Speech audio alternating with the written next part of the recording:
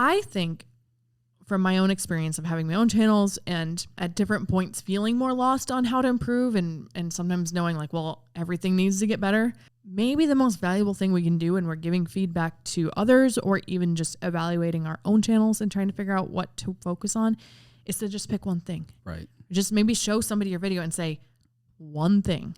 And that's not like production, that's audio. Right. Or camera settings or lighting or storyline or intro or outro, not everything. And then make 3 videos like that. See if you can get it better and then ask the same question again to yourself or somebody else.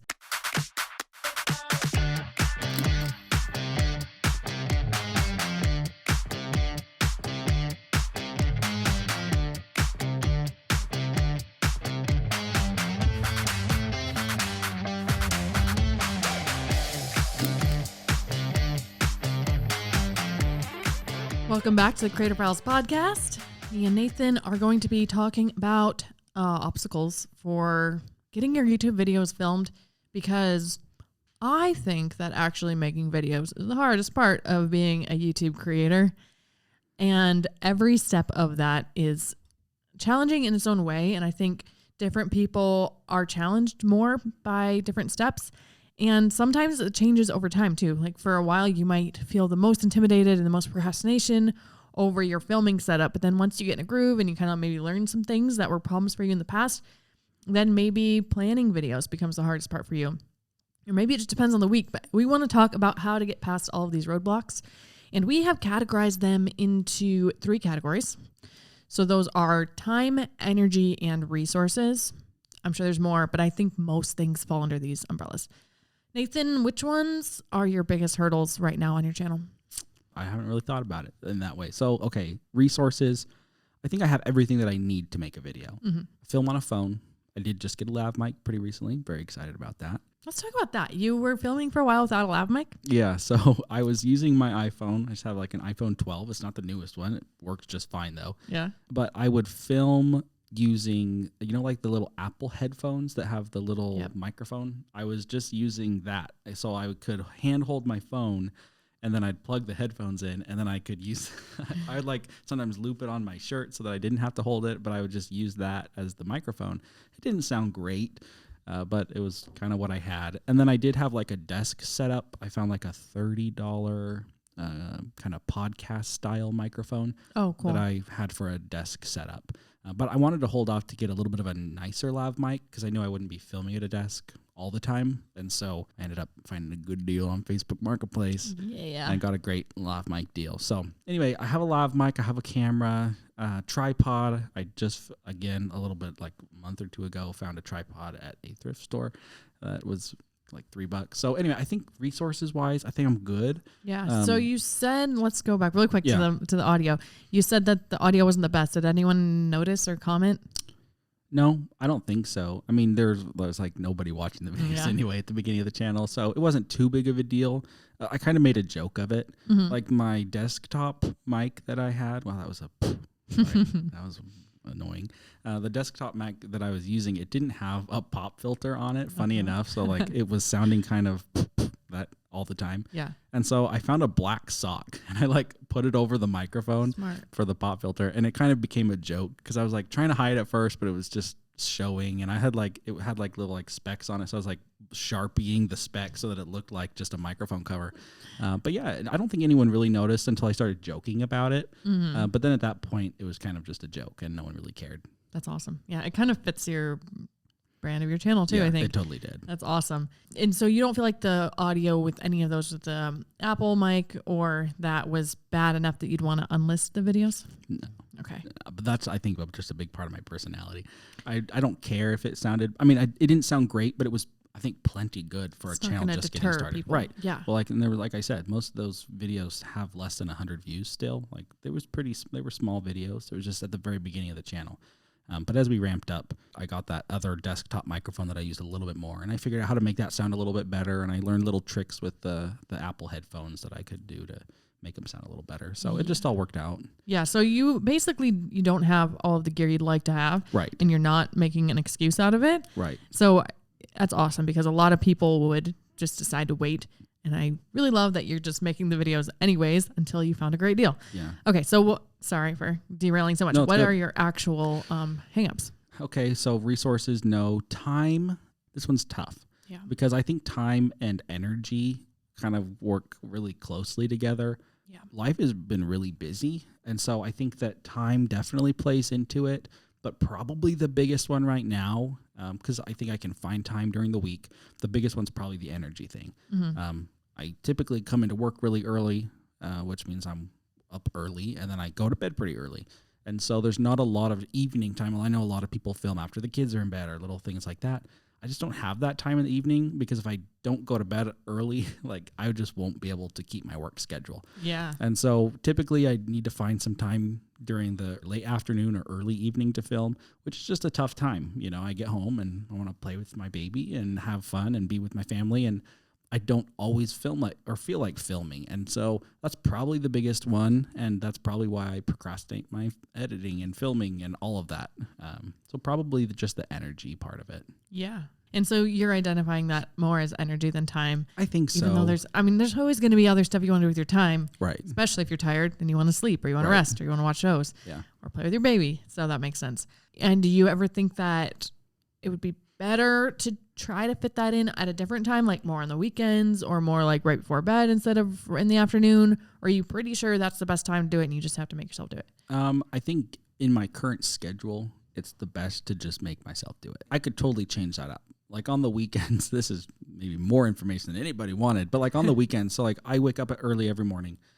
Typically our baby gets up not much later than after I leave, so up pretty early. So my wife is up early. And so the weekends is like the time we're at home. And so typically on like Saturday and Sunday, I'll get up with the baby early on like Saturday so that she can sleep a little bit. And then she'll do the same on Sunday. So it's just like we each get one day off in the mornings. Yeah. And so getting up on a Saturday, I've got the baby when I'm up. And so that doesn't really work for me in my current schedule. And then on Sunday, I could get up early. Like I have that sleeping time. That's my one day a week and I don't want to give it up. And so that's just, I think, a really perfect example of I could totally do that like on an early Sunday morning, but that's my one day a week. That's my one sleeping day. I don't feel like giving that up, but I totally could, you know? Yeah. And so I think that's why it's energy for me. Yeah. Okay. And not time. Yeah, you've identified another time that you could give something up that you would rather give up a different time. Yeah. And occasionally I will give up some time. Like just, I think it was yesterday or the day before, I came into the office like an hour and a half early so that I just filmed and edit, or I didn't film here. I edited here and just made that extra time because I'm like procrastinated a lot. I had a video going out today. I needed to get that editing done. So I did wake up. I just woke up early and then, so Red Bull. 4:30 a.m. you got here? Yeah. Wow. Yeah. So it's not ideal, and I don't think I could do that every day. But given the procrastination, I just didn't leave myself any other options. Oh, you're hustling. That's impressive. Got to get those vids out. Yeah. Well, I feel like very lazy after hearing that you got up at, I don't know, 3:30ish. It's early. Yeah, it's early. But that's early. That is early. But here's the thing. I mean, I think everyone has a different issue. So yeah, I guess what do you think for your channel right now is your main holdup?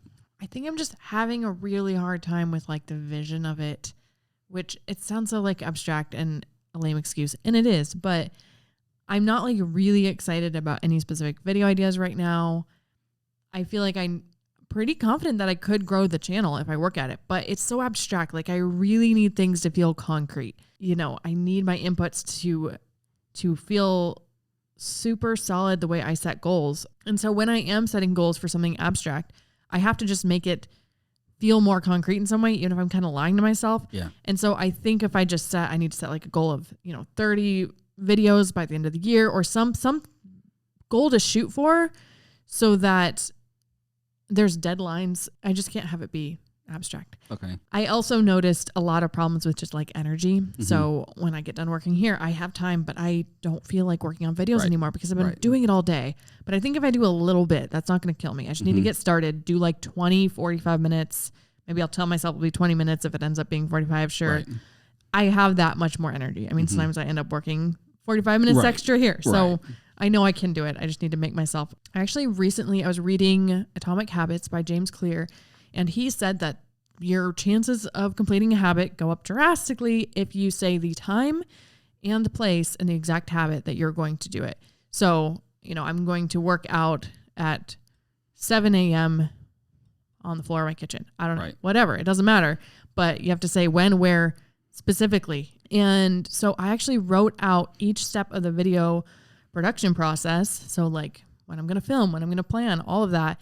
And I wrote out exactly when and where I'm going to do it. Mm-hmm. And I found that for me, I think the best way to do it, I'm going to have to try it for a little while, but I think the best way to do it is to have the time and the place be different for each step. Like for outlining a video, maybe I want to take a lunch break and work on outlining. Actually, I put outlining on Saturdays because I know that outlining takes a lot of creative energy for me, and I don't want to feel rushed, and I don't want to feel like drained of energy. I know on Saturday morning, if I sleep in, I'm going to feel fine. Right.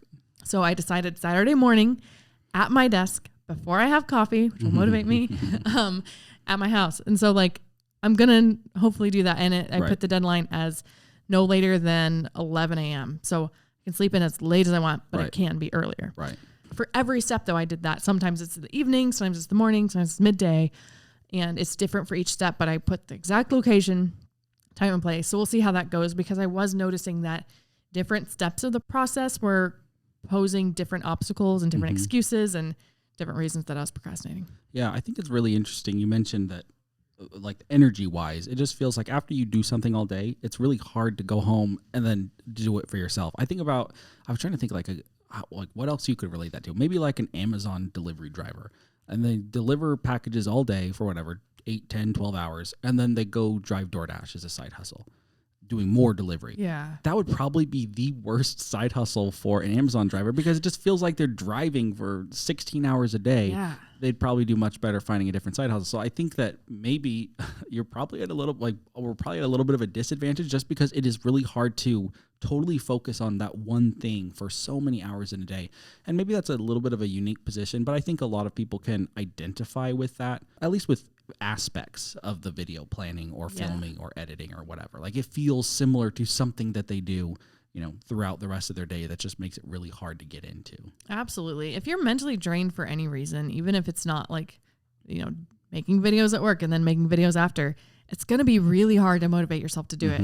And there's the time aspect of everyone has other things they want to do with their time once they get done with their day job. Right. So yeah, it's hard for everyone. I think you're right. It is a little bit uniquely hard for us in that way, but then it also feels like it shouldn't be. Like I know this process so well that it feels like it should be 10 times easier for me. And so maybe I'm almost too hard on myself, thinking, beating myself up for not having the energy, when really I just need to recognize why it's hard and then work around that instead of just feeling guilty all the time. Yeah. Okay, let's talk. I'm just interested on your channel. Let's talk about resources. Do you feel like there's any issue there, like any excuses being made as far as like resources go? With the actual like tangible cameras, mics, lighting, not really. My lighting's not great, but it's good enough for sure. I have a decent camera. I have a decent lav mic, the same one you have. I do feel like the technical skills are lacking. Okay. We have people here that are really good at that. And honestly, I think it's been a bit of a handicap. Like to teach YouTube strategy, at least what we teach on Channel Makers, we don't really need to know like exactly. We haven't even got into it on Channel Makers much, exactly the camera settings and all that. Like we know what good looks like. We know what a good, even good framing and things like that, and in focus and like the basics. The basics, yeah. But how to actually execute it, it's definitely not my strong suit. And if I have a problem, I find it so frustrating because like it's just harder to. I don't even know what question to ask. Like if I have a bad video, I feel like I can look at it and say, okay, well, I need better storytelling. And maybe I don't even know how to do that, but I know how to research storytelling, or I know how to research like how can I make this intro better? I can tell the intro sucked. But when I'm trying to get a camera to look better, like sometimes I don't even know the question to ask.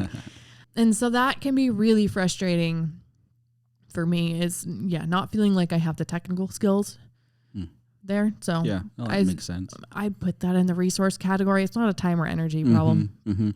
And that's something that's so funny, because I feel like I'm probably in a very similar boat. Like technically speaking, like I just don't like, okay, here's the difference. And I almost just said, I just don't care. Like based on what I know about you and your personality, like you care about like all those little details. Do you feel like that would fall into the realm, and I'm not being accusatory here, like perfectionism? Do you feel like there's an element of that, or do you feel like it's just you need to set a decent enough, like set the bar high enough, or like have a baseline? Or do you feel like you could let some of that go and it'd probably be okay? Or do you feel like it's to the point where like the camera looks bad enough where if you tried to film, it would just like be black? I don't know. Like you just couldn't see it all. Yeah, good question. In the past, it's definitely been like so bad where some of the videos still by some miracle did well. Right. And that was before I worked here. Now I think probably decent enough to where I'd be like, no, that's good enough. Just publish. Right. Until I show people here and they're like, what's that? And things I don't notice or think like, well, I know it's not completely perfect, but it sounds good enough. And they're like, no, it's really not. That's a really interesting, I don't want to cut you off. That's just such an interesting thing because I feel like I have a similar experience, and I don't think it's a bad thing. I think, like you said, our team here is very experienced. Everyone has their specialties and they do stuff really well. I will often, if I ask for feedback, I end up getting a lot. And I think that's a good thing, but I know sometimes like that's like, oh man, I did just such a crappy job that the people here think it sucks. Yeah. But me personally, I don't care. Like those things that I got the feedback on, it's just like, okay, yeah, I know that that's not perfect, but it's good enough for me. Like I just don't care. Now, I think you brought up an interesting point. Like you maybe had feedback where people say, oh, well, this would be taken more seriously if it looked better. I think that that's totally valid feedback because like if you are like teaching something or like having a semi-professional or educational or informational channel, that makes a big difference. I'd say this for the style of my channel, it's a little bit more fun connection type content where like friendly, fun, happy story, not like we're not really teaching you much in a lot of our videos. Some that we do, but in that style of videos, like if my white balance is off, don't care. If it's a little out of focus, don't care. It almost adds to the content in my opinion. It's just like, I just don't care. Like maybe feels that's real. It just feels real. And so I think sometimes we are just too hard on ourselves. And the feedback we're either giving ourselves or we're getting from other people around us, I think it's okay to take that feedback and say, but does it really matter?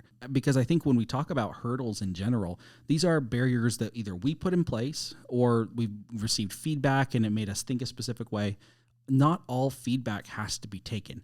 And I think that that's a really important thing. And that's like probably most importantly, self-feedback. It's just like, oh, I watched the video and it's just not exactly what I wanted. If we always just take that and say, you know what, it wasn't good enough, I'll just try again. If we always do that, it may never be good enough. And I think I run into that when I talk to a lot of creators. It's like, I have some really good ideas. And when I watch some of their stuff, it's like, yeah, it's definitely not perfect. But if you just practiced with the intention of always publishing, no matter what, and then improving, like take the feedback and then take what's important. I feel like that would be just such a much better mindset rather than taking all the feedback and letting it just kind of bog you down. Yeah, absolutely. And when we're giving feedback, it's so easy to say like, oh, do better this, do better this. Basically make a perfect video. But what we can't really wrap our heads around often is the opportunity cost. Like I can look at your video and tell you a million things that you already know that could be better, but you don't have infinite time to work on it. And you're trying to maintain a publishing schedule. And so what is really worth it? Because most things end up taking more time. It's very rare that there's something that's just like exactly the same amount of time. And so that's like something you really have to consider when you're getting feedback is, and be receptive. Like don't just ignore things and make excuses, but be honest with yourself on, do you have enough time to make that change and is it worth it? And what else would you have to give up?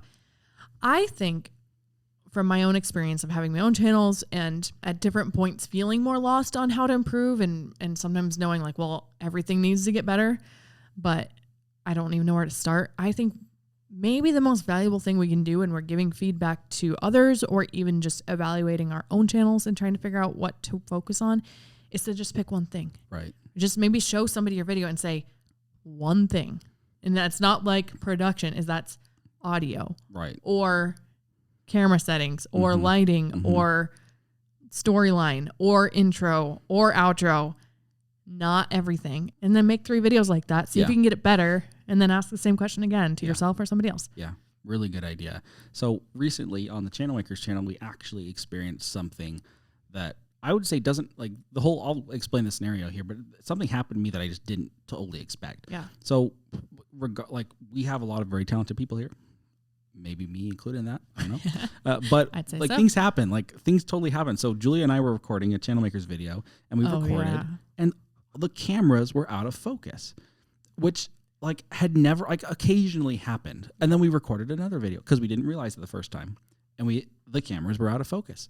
And then we tried and fix it and they were out of focus. It was just like, what is going on here? And it was so frustrating. And we had to do some refilming, which I despise refilming content. It's just like the most soul-sucking thing that could possibly happen to me, I think. It's so funny. I don't know if I've told you this. I kind of like it. You like refilming? Yeah. That's so funny. It feels like a second chance to like do a little bit better.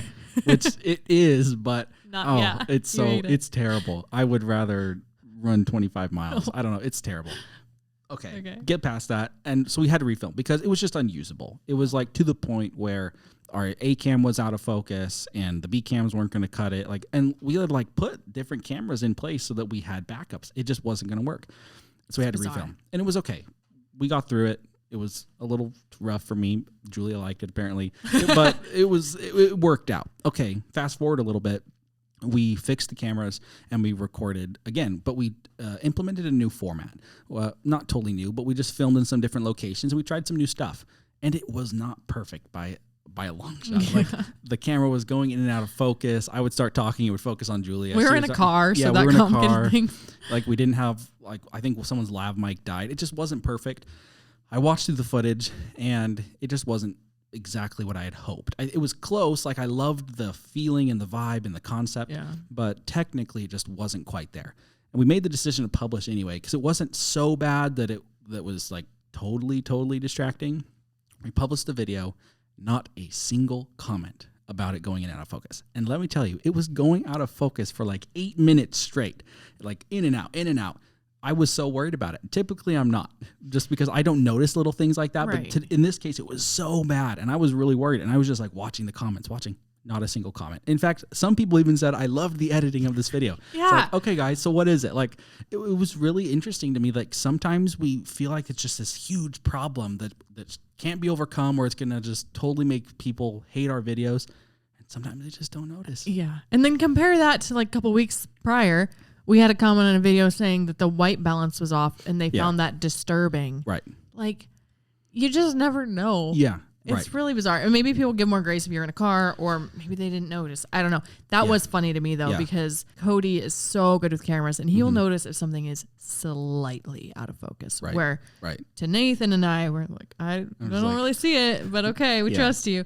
But yeah, in this case, like, we both thought, that looks terrible, and people didn't mind. Yeah, and I think maybe you just brought up a really good point. It could have been setting. Like maybe the fact that we were kind of out and about, we had multiple shots versus totally in the studio, A cam and B cam, white balance wasn't matching. I get that. Like, it's just maybe matching expectations. And I think that's a really good thing to remember is like, if you have a gaming channel, the expectations of your live streams may be different than someone who's teaching gardening or somebody who's, I don't know, whatever, building cars or what, like the expectation is just different. And so trying to learn how to understand what your audience kind of expects from you, but then also realize that what do you like? Are you someone who just loves the details and wants everything just to look really perfect, and you want to sound professional? And like, if that's your vibe, great. Figure out a publishing schedule where that works for you, where you can realistically and reliably create content like that. If you're someone where the topic allows or the channel vibe allows, where you don't have to pay attention to every single little detail, it can be out of focus a little bit, or sometimes the background noise is a little loud, but that's just part of the ambiance. And like that just becomes part of the channel. Like, that's okay. Every channel is so different. And I think that as creators, we just kind of want to sterilize everything. We want it to look perfect and clean. I think the beauty of YouTube is it doesn't have to be. It can be a little bit to what you want it to be. Or your personality or little things like that. Yeah, and I think that applies to any step of this, not just, camera settings or your set. If you love videos that have like a really in-depth storyline, Or even a subtle story, like where you don't really noticing they're telling a story, but if you went back and looked with a critical eye, you could see like, oh yeah, they use some pretty good storytelling techniques. Do that in your videos, especially if it applies really well to your niche.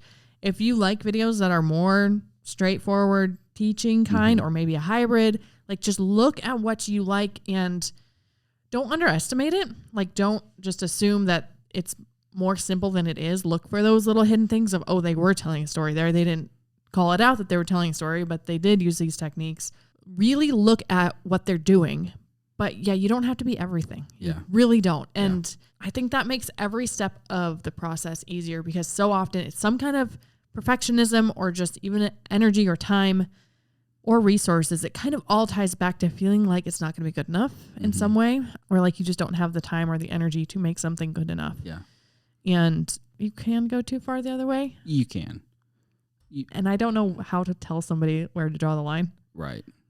But maybe just start. I think just start and like then tweak from there. It's a draft. Even totally a published video is a draft if you want it to be. Yep. And the next one will be better. And the next one will be better. Yeah. Until you're good at it. It's really easy to get caught up in your first 6 months and feel like that is your channel forever. Yeah. But if you look back, I mean, even some of the biggest channels on the platform, if you look at their beginning videos, they're way different. They're like different people almost. Like their personas have changed. Their editing has changed, and in most cases improved. And their on-camera presence and just every little aspect of their channel has evolved. And some people choose to hide the old videos. And there's nothing wrong with that if you're just totally pivoting your channel. But some people choose to leave them as sort of this, I don't know, is homage the right word? Like just to their old selves and to where they came from, and that they're proud that they started here and that they ended up where they are. I think it's okay to realize that even the biggest creators have gone through that. Some people are just born to be good on camera, I guess, but most people aren't. Yeah. And most of us who are starting on YouTube aren't actors and actresses. Like we just are normal people, and we learn to get better. If you're always waiting to be good, you're going to wait a long time because it's just repetition. I think a lot of it's repetition and just the desire to improve. If you tie those two things together, I think desire to improve plus repetition equals success. To me, that's like the simplest formula. Absolutely. Yeah. And at some point, sometimes people need to just publish more and focus on consistency more than even getting better quickly.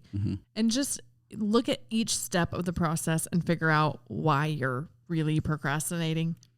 It's okay to take breaks, but if you're not kind of tweaking your own psychology and your own process for making the videos, then you're not going to get as far either, because you'll get burnt out. I always feel like if you have to force yourself too hard to do a habit too often, it's not sustainable. Yeah. Because you just aren't going to be able to do that forever. And so try to make it easier on yourself. Look at each step and try to figure out what it is that will make it just a little bit easier.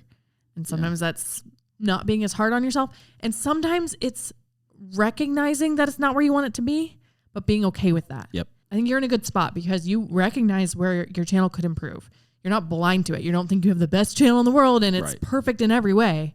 You know that it could be better, and you know in which ways it could be better and in which aspects, but you are choosing to publish anyways. And that's a good spot to be. Right. Because probably the worst spot you could be in is thinking that there's nothing that you could improve. Oh yeah. Second worst is probably thinking there's something you improve, but not knowing what it is, in which case you need feedback or compare yourself against other channels in your niche or other channels not in your niche.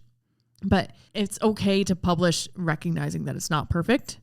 The important thing is to recognize where it could be better and then work on improving, like you said. So I hope this is helpful. Yeah. It's hard. It's like really hard. It is hard. I think that's the biggest thing that I've learned is a lot of people, when they say, I was listening to a podcast, a YouTube podcast the other day, and they said all these YouTubers were talking together, and they said, everyone always comes up and says, I want to be a YouTuber like you. All of them responded and said, okay, come back after you've made 50 videos and let me know how you feel. Because it does feel this really awesome creative experience and opportunity. And it is, it totally is. But it's not easy. I think a lot of people don't realize the work and the time and the energy and the resources that go into creating a single piece of content, especially as a solo creator. It's not easy. Just the uncertainty of not knowing, like, is this good enough? Will this ever be good enough? Will this ever take off?